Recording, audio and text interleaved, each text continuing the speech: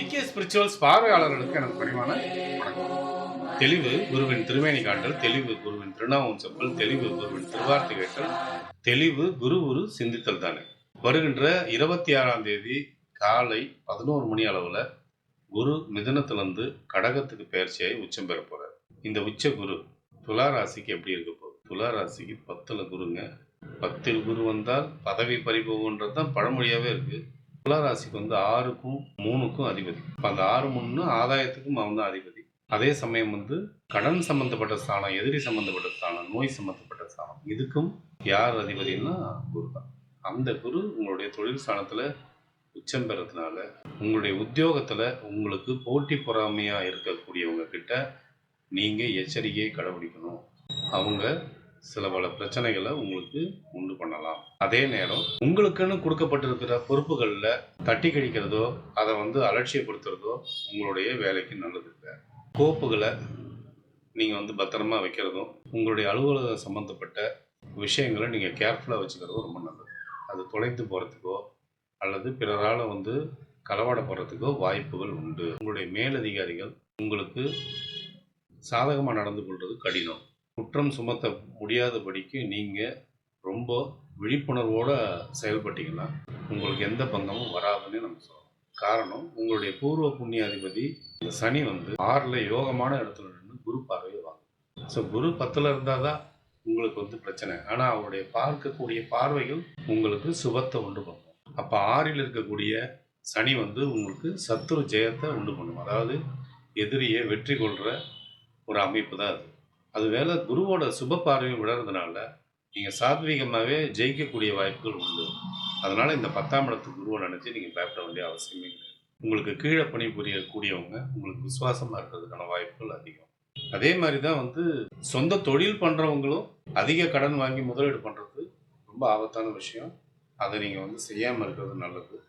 குறிப்பாக வெளிநாடு தொடர்புடைய தொழில்கள் ஈடுபடுறவங்க, ஃபினான்ஸ் சம்மந்தப்பட்ட தொழிலில் ஈடுபடுறவங்க, இரும்பு சம்பந்தப்பட்ட தொழில் ஈடுபடுறவங்க, தண்ணீர் சம்பந்தப்பட்ட தொழில், மீன்பிடி சம்பந்தப்பட்ட தொழில், விவசாயம் சம்பந்தப்பட்ட தொழில், இதில் ஈடுபடுறவங்கெல்லாம் அதிக முதலீடை போடுறது அவ்வளவு ஆரோக்கியமானது அல்ல.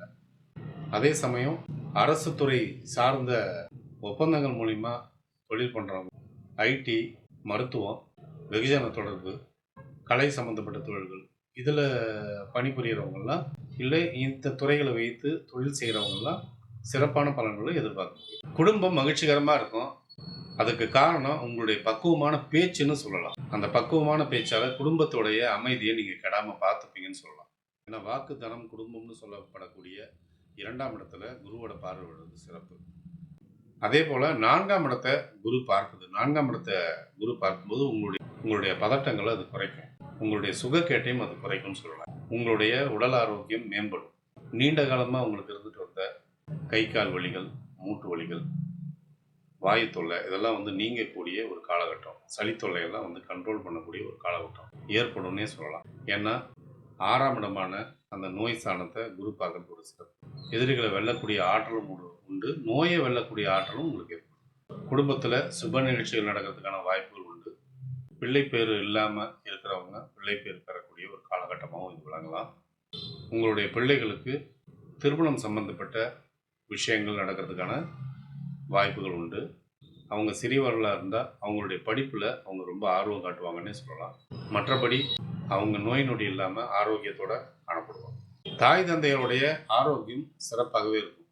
ஸோ 10ஆம் இடத்துக்கு குருவால் வரக்கூடிய பாதங்களை 6ஆம் இடத்து சனி குருவோட பார்வையாலேயே சமாளிக்கும்ன்றதை நம்ம பார்த்தோம். அந்த அளவில் நீங்கள் விழிப்புணர்வோடு இருந்தால் போதும், இந்த 10ஆம் இடத்து குருவை ஈஸியாக சமாளிச்சிட முடியும். அது பல நன்மைகளையும் கொடுக்கும். குடும்பத்தை மகிழ்ச்சியாக வச்சுக்கிறது, உங்களுடைய தேக ஆரோக்கியம் நன்கு முன்னேறது, உங்களுக்கு நெருக்கடியான நேரத்தில் கடன்களை பெறக்கூடிய ஒரு அமைப்பு, இதெல்லாமே அந்த குரு கொடுக்கப்போகுது, நன்மைகளையும் தரப்போகுது. அதே நேரம் இந்த குருவோடைய அஸ்தம காலகட்டம் உங்களுக்கு நன்மையை விளைவிக்கக்கூடியதாக இருக்கும். அதே சமயம் குருவோடைய வக்ர காலகட்டமும் உங்களுக்கு நன்மையை அதிகம் கொடுக்கும். அதனால் அந்த காலகட்டங்களில் குருவோட அஸ்தம காலகட்டம், குருவோட வக்ர காலகட்டம், இந்த 2 காலகட்டத்திலையுமே உங்களுக்கு பணப்புழக்கம் கொஞ்சம் குறைவாக இருக்கிறதுக்கான வாய்ப்புகள் உண்டு. அதே சமயம் மன நிம்மதி இருக்கும். பெரிய தேவையற்ற செலவுகள் அடுத்த நேரத்தில் ஏற்படாது. அதிசாரமாக குரு 11 வரும்போது உங்களுக்கு அற்புதமான பலன்கள் ஏற்படும்.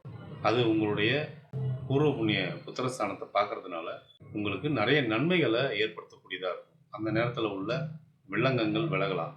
உங்களுடைய பிள்ளைகள் வாழ்க்கையில் நல்ல விஷயங்கள் அந்த நேரத்தில் நடக்கலாம். அது மட்டும் இல்லாமல் உங்களுடைய பூர்வீகம் சம்பந்தப்பட்ட விஷயங்களில் இருந்த வில்லங்கங்கள் விலகலாம். ஒரு சிலருக்கு பூர்வீக சொத்து கைகூடி வரலாம். கோர்ட்டு வம்பு வழக்கு கேஸ் ஏதாவது இருந்தது அப்படின்னா அது முடிவுக்கு வரும். அது உங்களுக்கு சாதகமாகவும் அமையன்னு சொல்லலாம். இந்த ராசியை சேர்ந்தவங்க கண்டிப்பாக குரு பரிகாரத்தை பண்ணிக்கிறது நல்லது, சங்கல்பம் பண்ணிக்கிறது நல்லது. அது உங்களுடைய அருகில் உள்ள கோயிலாக இருந்தாலும் பரவாயில்ல, நீங்கள் போய் பண்ணிட்டு வர்றது தான் விசேஷம். அல்லது குருவோடைய சிறப்பு கோயில்கள் அப்படின்னு சொல்லப்படக்கூடிய இடங்களுக்கு போகிறதும் உங்களுக்கு விசேஷத்தை உண்டு பண்ணும். இந்த குரு பயிற்சி காலகட்டத்தில் நீங்கள் வணங்க வேண்டிய தெய்வங்கள் குரு தட்சிணாமூர்த்தி, காலபைரவர், விநாயகர்.